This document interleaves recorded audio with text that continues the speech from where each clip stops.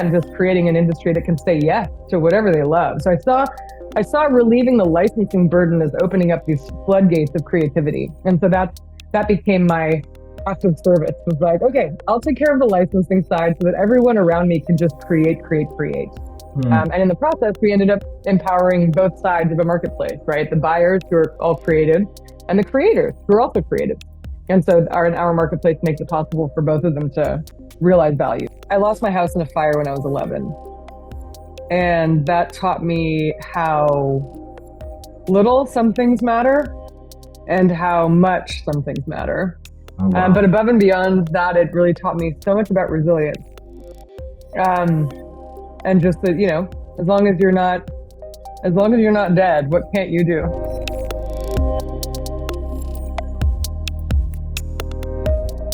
Welcome back to the One Away Show.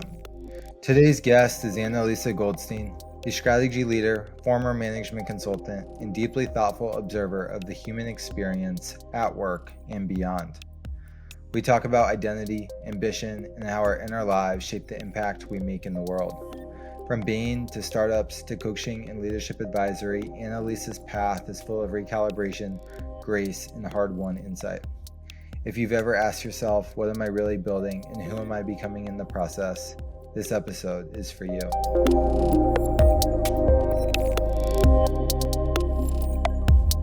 Analisa, welcome to the One Away Show. Hey, Brian, how are you? I'm well. Great to have you here and jumping on with me. So what is the one away moment that you want to share with us today? Can you define what a one away moment is? A trajectory changing moment that has shaped who you are or where you are in this moment in time. Oh, God. Anything or professional, personal? Personal, professional, however you want to go. I'll just go with the first thing that comes to mind. Okay. Because that's usually what's true. Great. I lost my house in a fire when I was 11. And that taught me how little some things matter and how much some things matter.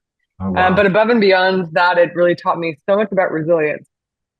And just that, as long as you're not dead, what can't you do? Yeah. This is the lesson that I learned as an 11-year-old. And I feel like that's stuck with me and has become kind of an ember for entrepreneurialism actually in my life. Okay. Where were you when this happened?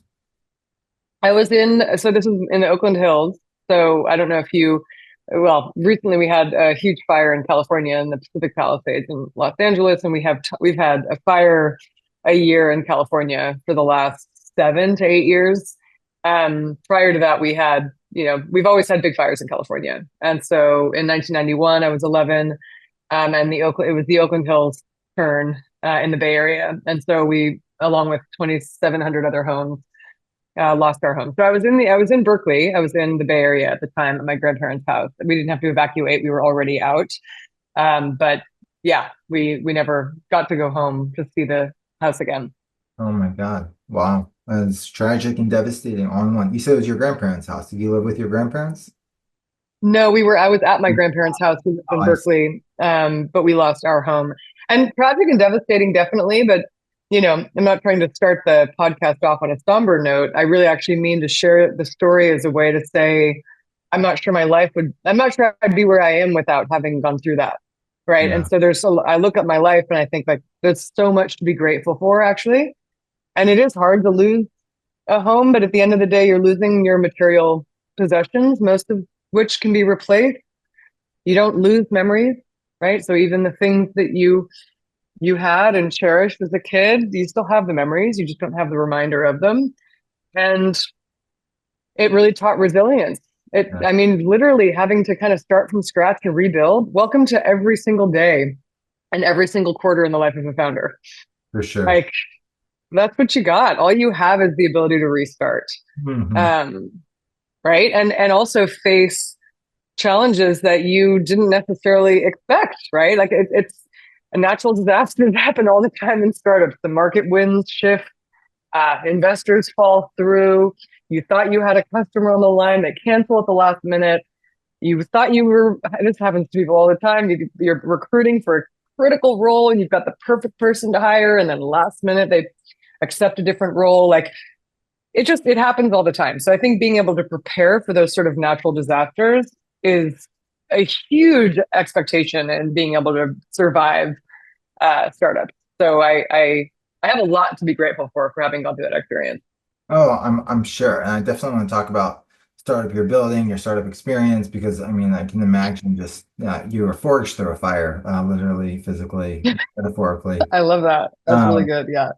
so you said something though, I really want to double click on it. You said it taught you at a young age, you said you were 11, I think, how Hmm. important some things were and how, not important other things were. Like what were the things that at the young age of 11 that you saw to be very important that maybe that you didn't have the gratitude or presence to prior, Hmm. right, to this kind of life altering event?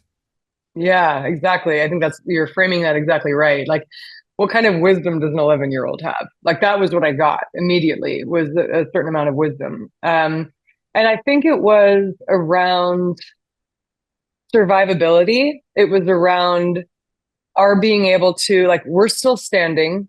We still have our family. We can, how do we show up in this moment? How does our community show up for us in this moment? How supported do I feel? How supportive am I being to my friends and family who have gone through this experience? It was really character building. Mm, Um, and so I think that's what I took away from that experience was like, okay, this is hard, but who do I get to be in this moment? How do I get to show up?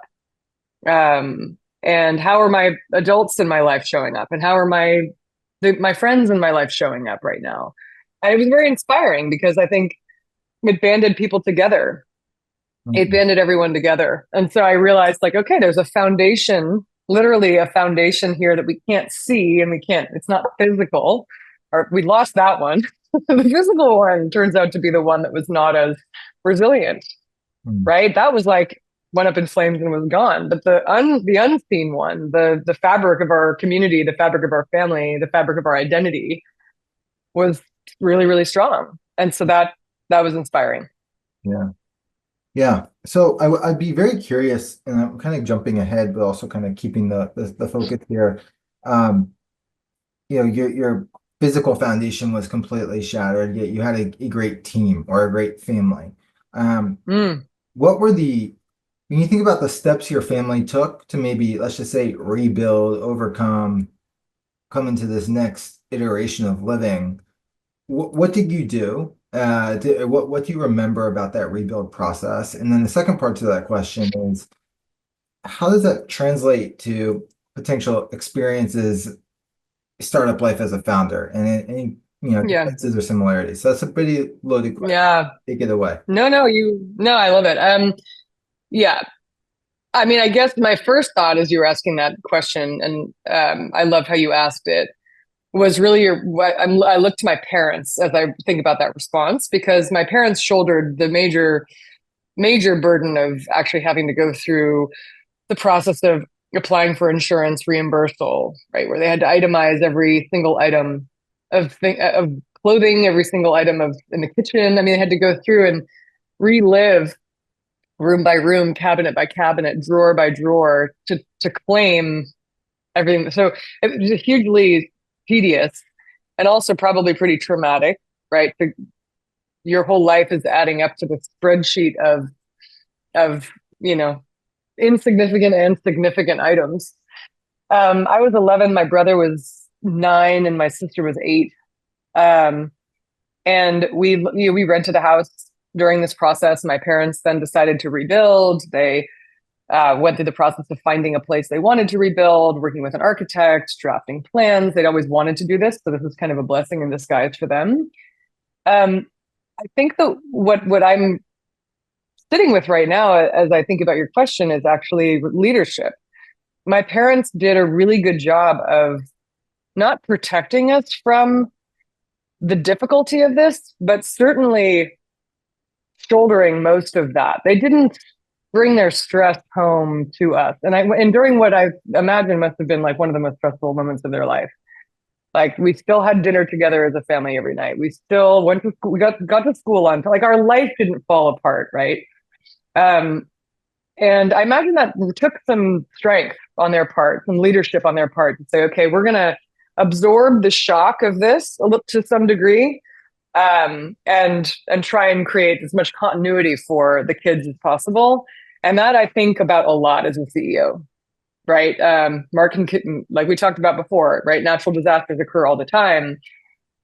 Startups are constantly navigating difficult dynamics like investors and runway and burn rate and hitting numbers, missing numbers, hiring, firing, reorgs, layoffs. I mean, the list is kind of endless, right? And so how do we show up as leaders in those moments for the team? How do we absorb some of that shock without dismissing the difficulty? Because I think that's the other thing is if my parents had said it's fine, everything's fine, you don't need to be feeling anything about this moment, just buck up and bear it. That's kind of ignoring.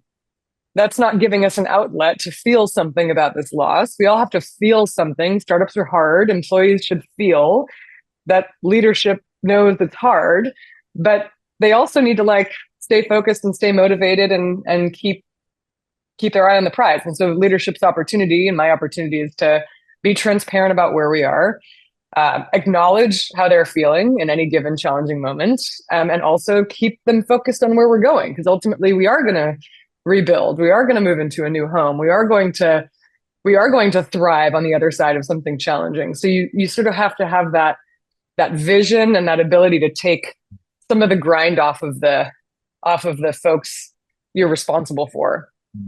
Yeah. So I think my parents showed up as good leaders. I've actually never made that connection before today.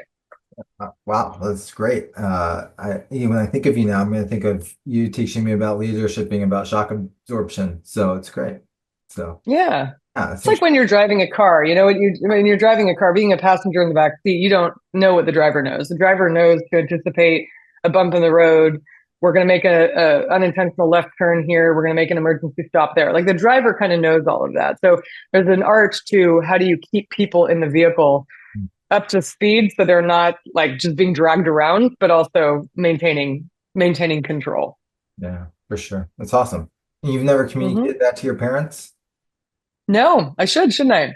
After this, you're gonna call them and tell them, look, I'm grateful for you guys. Thank you. I'll just send them the podcast when it goes live. I'll share it with them. There you go. I'm a great founder because you.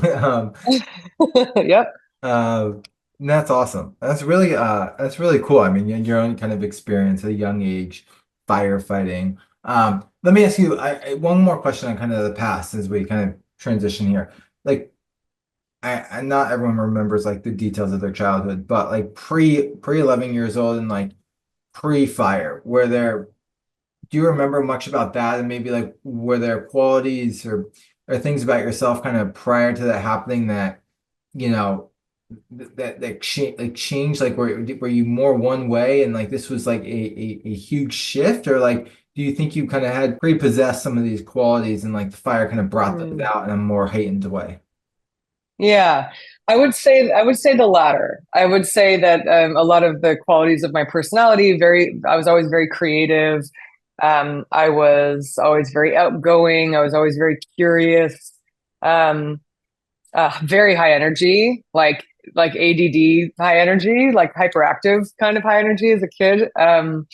And uh, and as the oldest of three, I think I really loved being in that sort of like oldest sibling. I'm gonna not just necessarily lead. I think leadership as a character came slightly later once it was modeled for me. But certainly trailblazing, certainly rule defying, right? Like who says I can't? Like show me the playbook. Like no, I can do whatever I want. Got it. So kind of pushing boundaries, Got it. breaking rules. That was all very present, I think. So oh, go ahead. Yeah. So your parents would also describe you as a difficult child that was hard to contain. I don't know that they would say, sure. yeah, I guess I'm a parent now of two, so I'm thinking about like if I was the parent of myself, would I say difficult? And I think I would say difficult. Got it. But not unhappy, just challenging. I Got it. challenge assumptions a lot. Okay. Awesome. Um, I can You can have relate. them on. You can have them on as guests next, and you can ask them how I was. I would love, I'll bring the kids on. Why not? We can do a kids and mom episode. It'd be great. Um, that's fun. I lost my question. Oh man, I hate when that happens. It's okay. So you you were, trailblazing, you were the fire, forged through a fire, you had parents who carried leadership of strength. What was like kind of as you went into your later teen years and thinking about the world ahead and like the future that kind of you wanted for yourself, like how were you thinking about the world and yourself in the world, let's just say like at high school graduation, like where was Annalisa in her Mm, intellectual, yeah. emotional development of life? Interesting. You're making me think about all these things I haven't thought about. I have always been, and I don't, maybe this whole podcast is going to be about my parents, but my mom is a photographer and deeply creative, and my dad is a neurologist and deeply intellectual. But my mom's also quite intellectual. My dad's also quite creative. So I think I think my sort of makeup is very much sort of 50%, 50%, left brain, right brain, right? I'm a creative at heart, but I'm also like fired up about learning how to run and operate a company. You don't oftentimes Mm, have both of those. Sometimes creatives are like really kind of boxed in by in perception as being not good business people. And sometimes business people are boxed in perception as being not very creative. In fact, I think that's a broken perception. mm, Um, and so I think I was always chasing that dynamic. I was always looking for projects, schools, um, jobs. I worked from a really early age. I was always loved working. And I think I was always looking for things that kind of helped me. Like I've got an art degree. I studied fine art in college, but I didn't want to go to an art school because that felt to me too much of the same. I wanted to go to a school where people who were studying history, philosophy, and math and science would go to like study and get a degree, and I'd be studying art in that environment, if that made sense. So I was always looking to balance out my inputs with more than one thing. mm, Um, and not necessarily it wasn't about like indecisiveness or inability to pay attention for long, like attention span. It was really more about influence. I wanted a dynamic set of influences. I didn't want art all the time. I wanted philosophy and math and English and history and science and biology.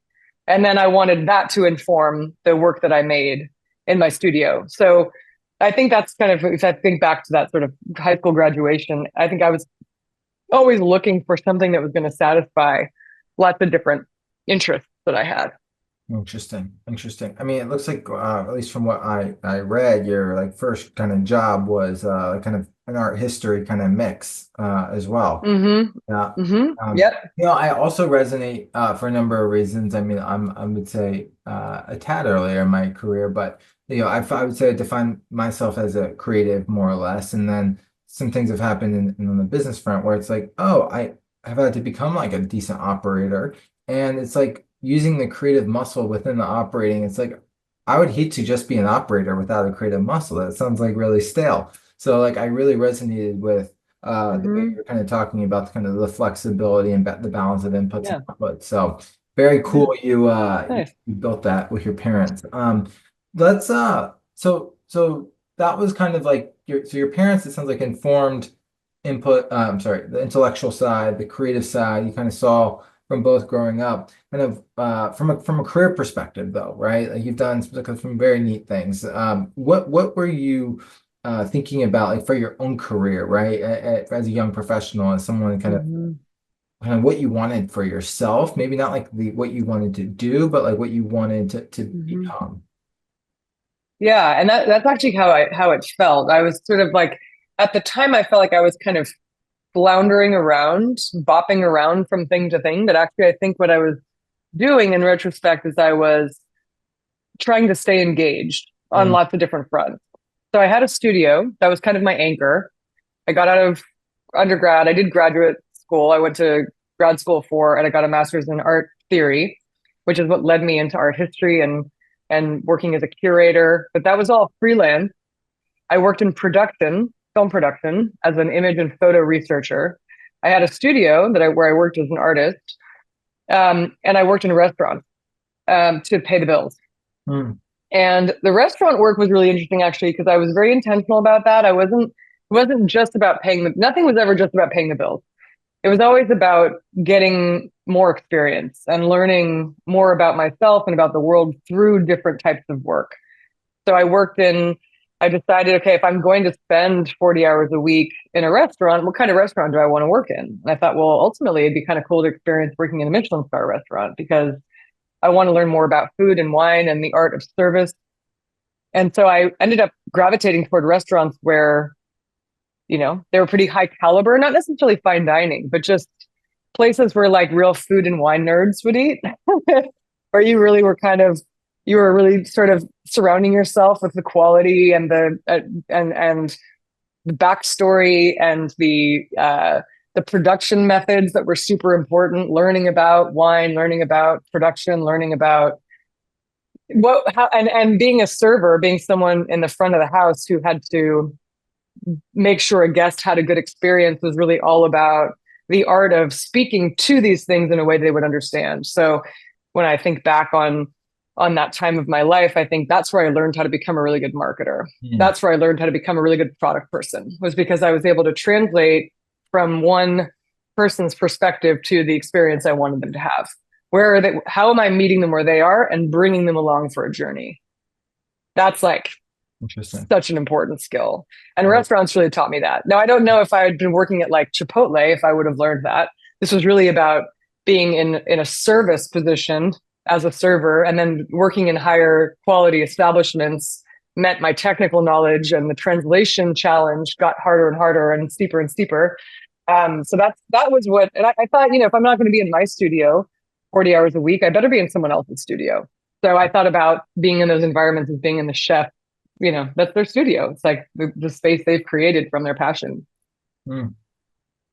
So I think what's so interesting about you is this wasn't just like two things. One, like the bopping around, as you coined it, right? Like almost is kind of what like Steve Jobs did, like from calligraphy to all the different interests. And it's like, oh, well, one day looking Mm-hmm. back, it led to this. So like, I think there's a clear through line to where you've ended up, but we can get there. Two, like you seem like you had this natural curiosity that I don't want to be too prescriptive, but if I'm hearing you correctly, like there was this voice and curiosity that you knew how to listen to and follow versus like Mm-hmm. the beaten path of yeah, like graduate, go to school, like take the job, get the salary, and then like be unhappy and then start a company. Like it's Mm-hmm. you've followed this instinct from a Mm-hmm. young age, which you don't hear often, even if you're an entrepreneur. Like Yeah. what enabled you? I mean, maybe you don't even know, but like if you had to kind of break it down, like how did you learn to follow that curiosity or instinct or instinctual voice, from a younger age? I think I'm gonna have to give that one to my parents again. Wow. They're Yeah. they're really earning their Thank you, parenthood. mom and dad. Yeah, they were really supportive, right? And they never put pressure on me to like figure out what my career was going to be. Hmm. Um, so they never defined that. They never said, well, this is what it should look like or could look like, or they were supportive of me working, and getting a job. But they always kind of let me lead that. Even when I was, my parents would like help me. I remember looking through the classifieds with my mom. Was that what they were called Yeah. back in the day in the newspaper where you'd like look for jobs? Was it called the classifieds? Yeah. I can't remember. But anyway, I remember sitting with her with like a red pencil and we'd like go through each one. She's like, what is this? How about this one? Does this one seem interesting? How about that one? Right. So it was very much I felt like I was leading the charge and they were just sort of like they had my back, which is very much a lead from behind model. And I think about that as a CEO all the time. How do I empower my teams? It's not really about me saying, you need to do this. I set the vision for sure, but I also need to pair that with people's personal goals. What are your personal and professional goals while we're working together? And how can I empower you to achieve those? Like, what can I do? Like, your personal goals and my mission for the company, vision for the company should be somewhat aligned. There should be components of your own journey that will be realized on the path from going from 0 to 100 at Catch and Release. Hmm. So I think my parents modeled that actually, which I've Um, also never connected the dots. You're asking such good questions. I did so much research. I mean, using my natural instincts here. I'm sure you Yeah. do the same. Something that I noticed when I was kind of doing I did like 5 minutes of research on you, so I didn't prepare too much. Just because I actually think it enables better questions when you don't over prepare. That's maybe counter. I love improvisation. Yes, agree. I did win my improv during the pandemic online, so I'm exercising it here. So, anyways, back this is about you, not me. So, there seems to be like this through line for you, an interest. So, like, obviously, you're following your curiosity, instincts, all the things, but as you kind of look at your body of work, there seems to be this interest in studying kind of content assets. Or I'm sorry, or like Hmm.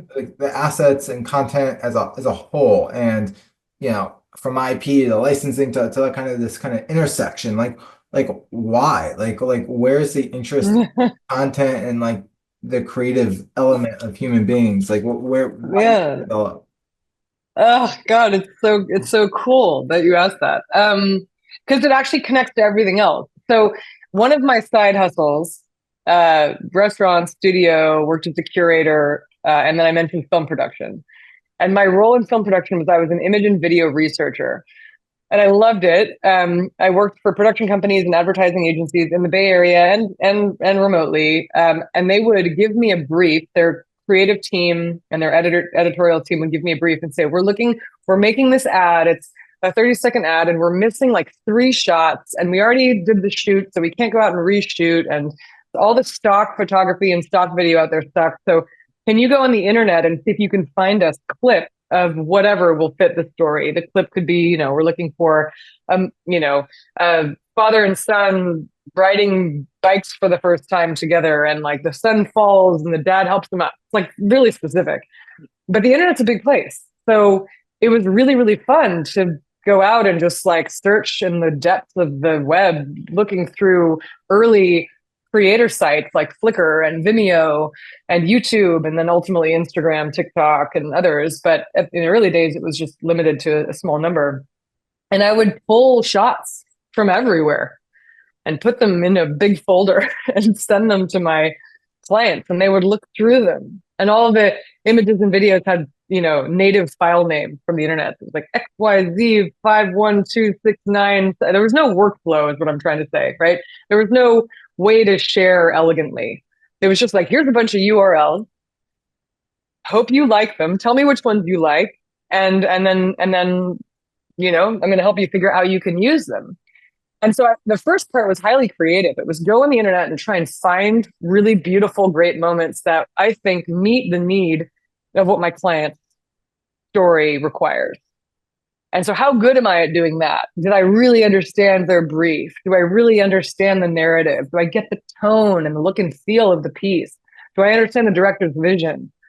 Because my results have to mirror all of that. Like I felt so good when they felt seen by my finds, right? And so then they would respond, and they'd be like, that one doesn't work. That's not right. That's not right at all. But this one, oh my gosh, yes, you've captured it. You got it. Right. And that just felt really good. There's a Hmm. dopamine hit with making those matches. But then that's not where the job actually ended. Because then what would happen is the creative director or the editor would say, perfect, that shot, you nailed it. Can't wait. Put it in the edit. And then a producer would come and tap me on the shoulder and say, hey, how much is that clip going to cost? Do we have talent releases for the dad and the son on the bike? There's a dog in the shot. Do you know who owns that dog? Can you tell us how much this person's going to charge us to let us use that? Have they given us permission? Do we have a parental release from the dad for his son to be featured in an ad?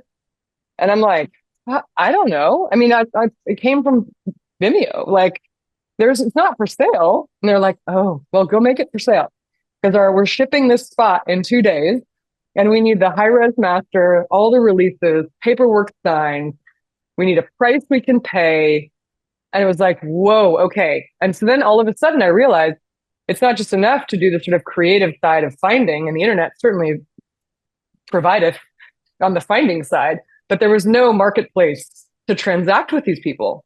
And that's exactly what the industry needed. And so I saw licensing, which is all that stuff, the releases, the high res masters, that whole transaction, the price, the legal permissions, that's licensing.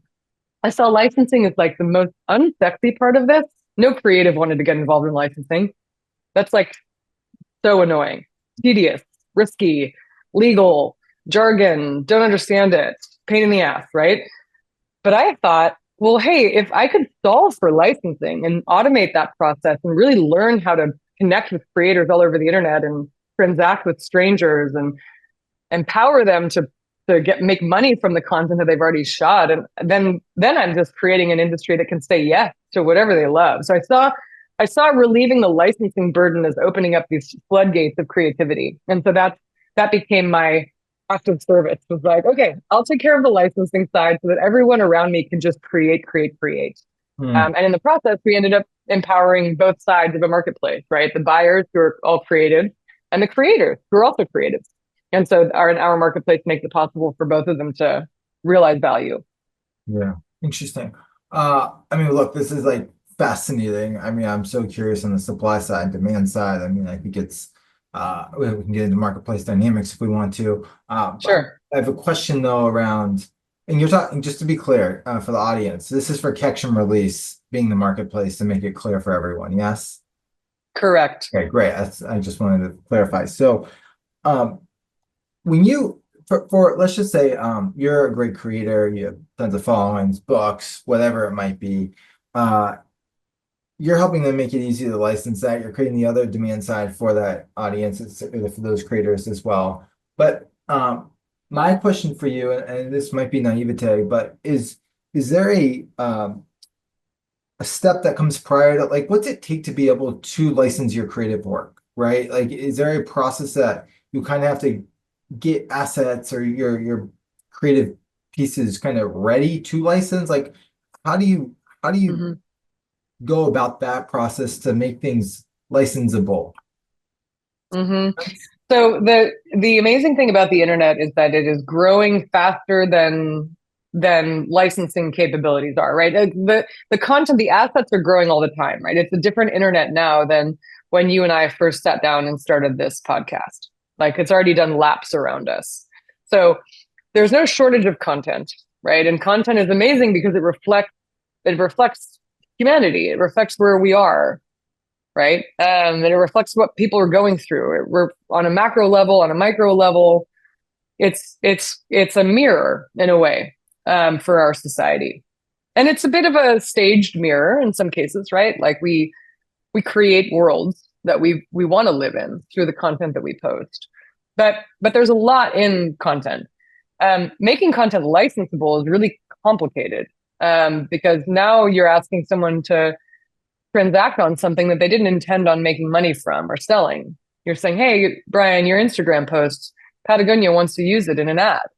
Now all of a sudden I need a bunch of stuff from you that you don't necessarily have available, right? So part of our magic is in predicting whether or not a piece of content can be licensed in the first place and how quickly and for what price, so that our customers can keep pace with how quickly the internet is evolving without the burden of Mm. having everything be pre-licensed. Because if everything was pre-licensed, then you're basically a stock library, right? Where it's like you're only dealing with a subset of the world's population that wants to license their stuff, and they're doing all the work to get the licenses ready, and then it's for sale. But then what about all the other stuff that's not for sale yet? It could be for sale. Yeah, it's so interesting. But so like, okay, you can have like the pre-stock stuff. It's like not as great, but Yeah. you said something really interesting about knowing what you should license. Like, how do you take inventory of a creator's assets and say this, and this Yeah. should be licensed? Yeah. So before I started Catch and Release, before I raised venture funding, before I hired any engineers, I did this all manually. So I stitched this whole process together myself and probably cleared the rights to 10,000 pieces of content myself before we started to scale or build any kind of product roadmap. And what I learned in doing that process was I had an intimate understanding of what it took to license something off of the internet and what to look for. There's red flags everywhere and green flags everywhere. You look at a piece of content, you can look at who posted it, you can look at the comments, the descriptions, the tags, you can look at the person's profile, you can look at where else they show up on the internet to get an understanding of do they own this asset, right? Do you own that photo that Patagonia wants to use, or did you repost it from someone else's site, right? That's a critical question. That's a fork in the road moment for identification of licensing, for copyright identification, because we got to know who are we transacting with. If you reposted it from someone else, we need to find out who that someone else is, because it's actually not you. So there are all sorts of do or do not pass go moments in the path from finding a piece of content to ultimately getting all the legal rights to use it. And we just know that process intimately because we've been doing it for so long. And by the time I hired product and engineering folks, we'd already done a ton of A/B testing. I knew all the heuristics already, and now they're just building off of our institutional knowledge and using AI and other tools to make that faster and even smarter than we ever were.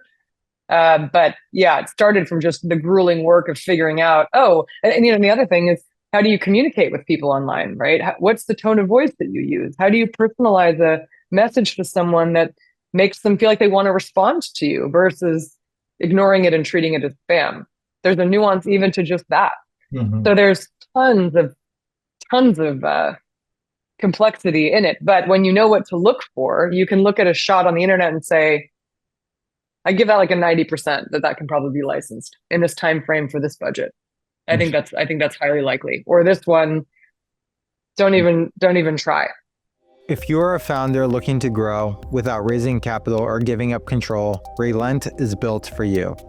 Founded by entrepreneurs who've scaled without outside funding, Relent helps companies find and retain talent, lower operational costs, and reinvest in growth. We've hired nearly 10 team members through Relent and streamlined our entire cost structure, freeing up capital to put toward what matters most. Even small teams can set up offshore operations quickly, compliantly, and without heavy infrastructure.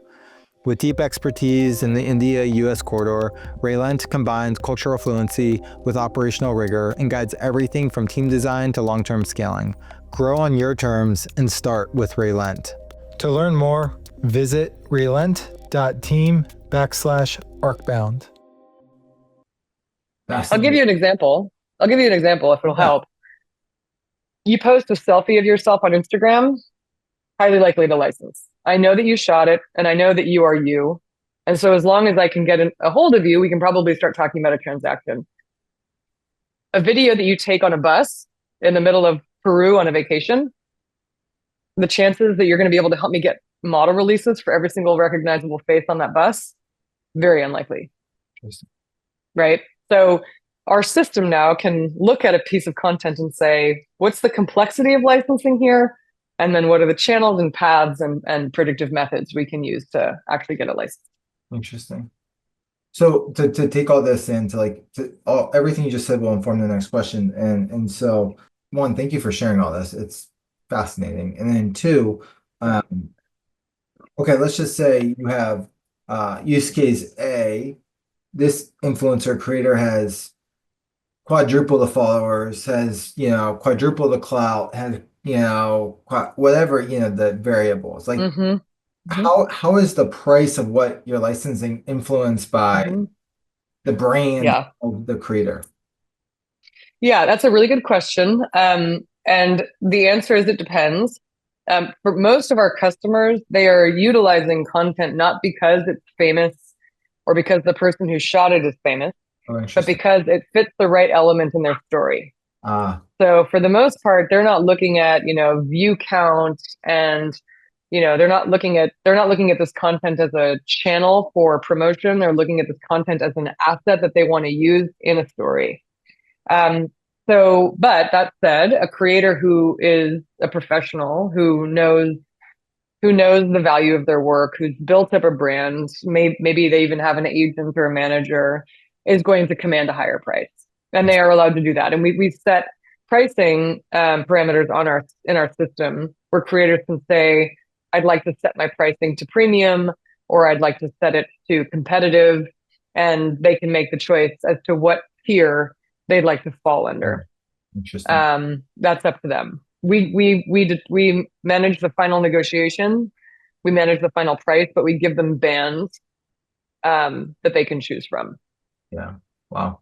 Okay. So, one thing, this is really interesting. So, if we cross the bridge here to the demand side of this, like, how do you go about the supply side makes sense. And I love what you said about they don't have to have like the biggest brand. This is about like customers kind of embedding it into their kind of use cases. Like, what have you know? How have you built the demand side? Uh, who are like the best demand side customers and the kind of what is the future of the demand side with, you know, the AI and all the things that are making your life easier, but maybe even harder to some degree.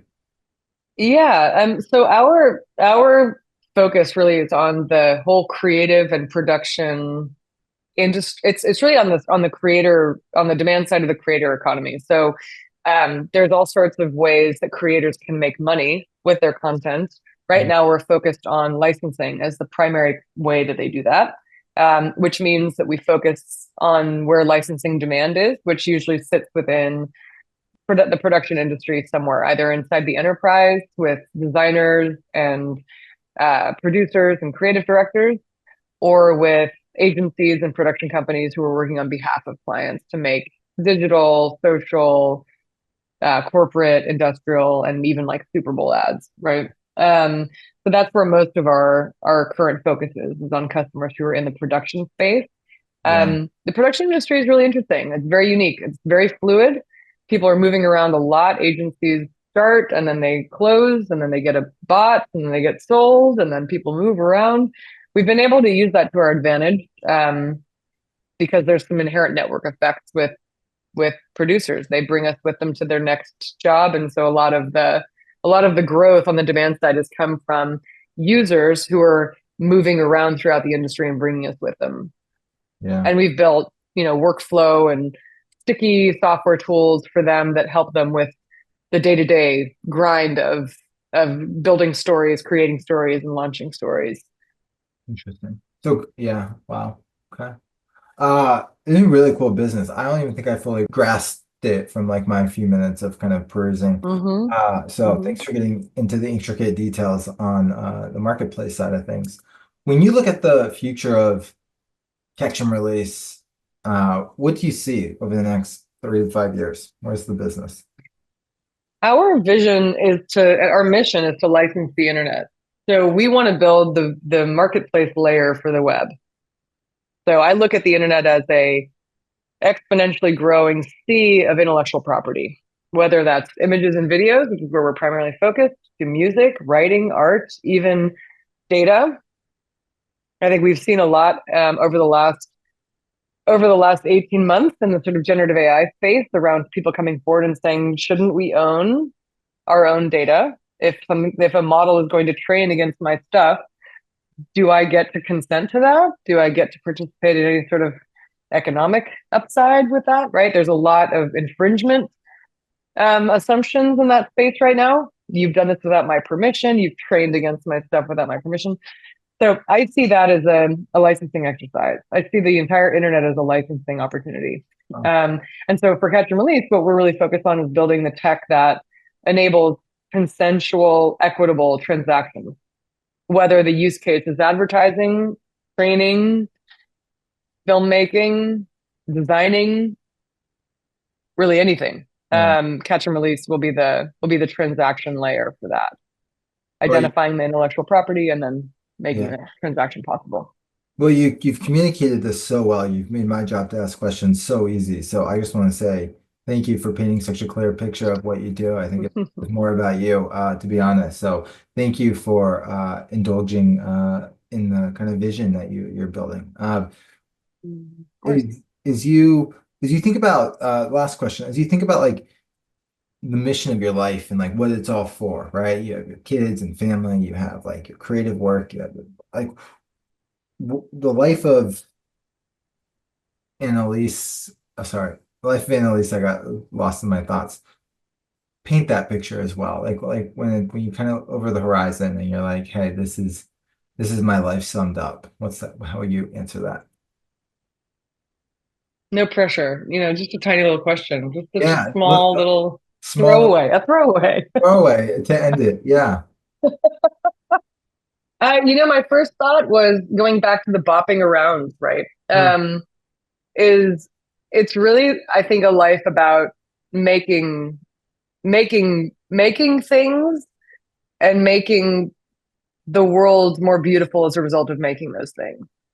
Hmm. So whether it's a company or it's an artwork or it's an experience you create tableside at a restaurant for a guest, you in all of these little intersections, someone is walking away transformed. So I get PayPal notifications every single time a creator gets paid on Catch and Release. My favorite notification ever, because these are people I will never meet personally, but who are earning $500, $1,000, $5,000, $15,000 in an interaction or a transaction they weren't necessarily even expecting. So I love that, right? Let's think about it like a lasting impression. Hmm. So that's sort of what I think all of this has summed up for me, has been about how do I create a lasting impression? And that's got to be in the form of a company. It's got to be in the form of myself as a leader. Do my employees walk away from this experience saying, I'm glad I worked there? I loved the leadership at the company. Or do they walk away and say, that was great. That was not great. That was toxic. That was awful, right? Like those are all choices. And so I prioritize really anything where I feel like I have the opportunity to impact a lasting impression. Yeah. One that I want someone that I think is going to better their life or better the world. Yeah, interesting. I even take it like maybe even a step further. When you talked about your parents being shock absorbers, like it seems like you're very much one to like absorb all the things around you that Mm, interest you and kind of let that become your world and create a world for others. So, uh, that's yeah. yeah. That's interesting when you think of that's a really interesting observation, because I think too with products, it's always about like, how do you reduce the friction? How do you reduce where's the friction? You become like a magnet to friction, right? And licensing's friction. I wasn't like obsessed with licensing. I didn't even know what licensing was. Like I was kind of like forced into learning about it because I had found something on the internet my customer wanted. Um, but that was friction. So it was like, okay, cool. What if we could erase that friction? What if we could take that friction away? What would that mean? What would the result of that look like? I think you're right. I think that's kind of it, right? Like moth to a flame. Amazing. Well, I think we connected some dots today. This was a beautiful chat. And Alyssa, where can people find you, reach out to you, get to know you? LinkedIn is great. I would say that's the primary channel. I meet lots of people on LinkedIn, so feel free to send me a note, drop me a line. Catchandrelease.com. Definitely sign up for the creator community, connect your social accounts, let us help you get discovered, and we'd love to license content for you. Amazing. Sounds good. Well, thanks for taking the time out of your busy schedule, and I'm excited to share this Thanks, Brian. when we go forward. Thanks. What a pleasure. Awesome.